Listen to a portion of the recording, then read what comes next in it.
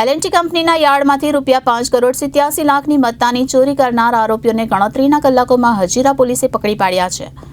હજીરા અને એલએનટી કંપનીના યાર્ડમાં રાખેલ ₹5,87,00,000ની અલગ અલગ પાઇપની ચોરી થઈ હતી, જેની જાણ થતાં જ આ અંગેની ફરિયાદ હજીરા પોલીસને મળી હતી, જેના આધારે પોલીસે તપાસ કરી કામગીરી શરૂ કરી હતી. જે દરમિયાન પોલીસે મળેલ માહિતીના આધારે અમદાવાદ ખાતેથી એક શખ્સને પકડી પાડ્યો હતો.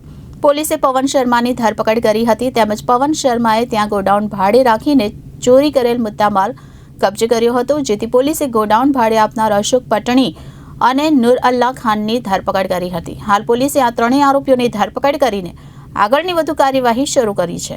હજીરા સ્થિત એલએનટી કંપનીમાં સ્ટેનલેસ સ્ટીલની જે પાઇપ મંગાવવામાં આવતી હતી તે ગોડાઉનમાં મૂકવાને બદલે બારોબાર અન્ય સ્થળે લઈ આવતા હતા. સ્ટેનલેસ સ્ટીલની પાઇપ ગોડાઉનમાં મૂકી દીધી હોવાની રસીદ બનાવી દેતા હતા અને સ્ટોર મેનેજર સાથે મળીને બારોબાર ટુકડા કરીને વેચી દેતા હતા.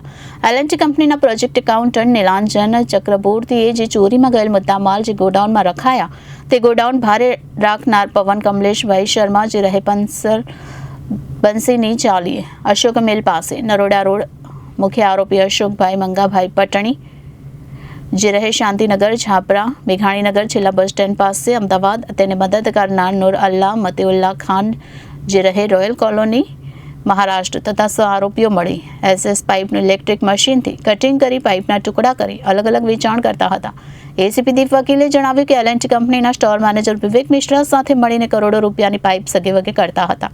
પાઇપના ટુકડા કરીને અલગ અલગ જગ્યાએ વેચવામાં આવતું હતું.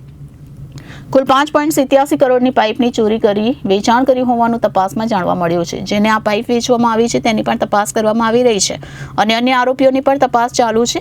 અત્યારે જે 3 આરોપી ઝડપાયા છે એમનો કોઈ ગુનાહિત ઇતિહાસ છે કે નહીં તેની પણ તપાસ ચાલુ છે.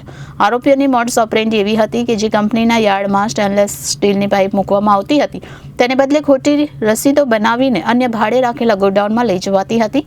સીસીટીવી સહિતના અલગ અલગ પુરાવાઓની શોધખોળ કર્યા બદલ આરોપીને ઝડપી પાડવામાં આવ્યા છે. તો એલએનટી કંપનીના યાર્ડમાંથી ₹5,87,00,000ની મત્તાની ચોરી કરનાર આરોપીઓને ગણતરીના કલાકોમાં હજીરા પોલીસે પકડી પાડવામાં સફળતા મેળવી હતી. ગતરોજ તારીખ 27/6/2024ના રોજ જે ડિવિઝનના હજીરા પોસ્ટે ખાતે આઈપીસી 457, 457, 380 મુજબનો ગુનો દાખલ કરવામાં આવેલ હતો.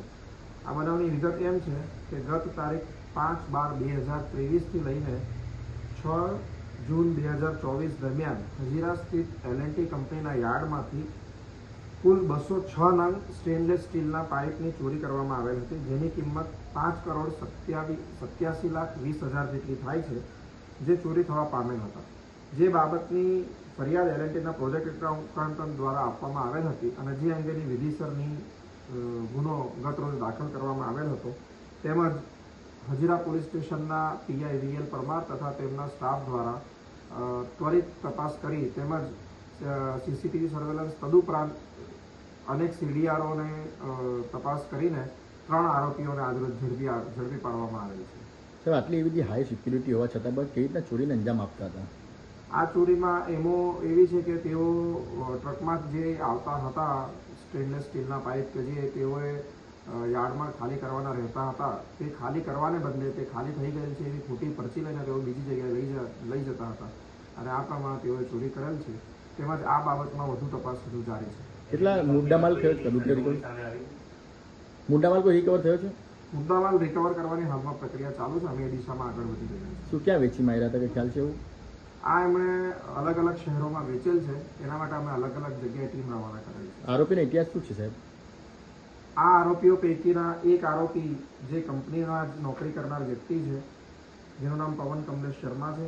તે ઉપરાંત અન્ય એક આરોપી નૂર અલ્લાહ મતીઉલ્લાહ ખાન કે જે નાસિક ખાતે રહે છે અને અન્ય ત્રીજો આરોપી અશોક મંગાભાઈ પટણી કે જે મેઘાણીનગર અમદાવાદ ખાતે રહે છે.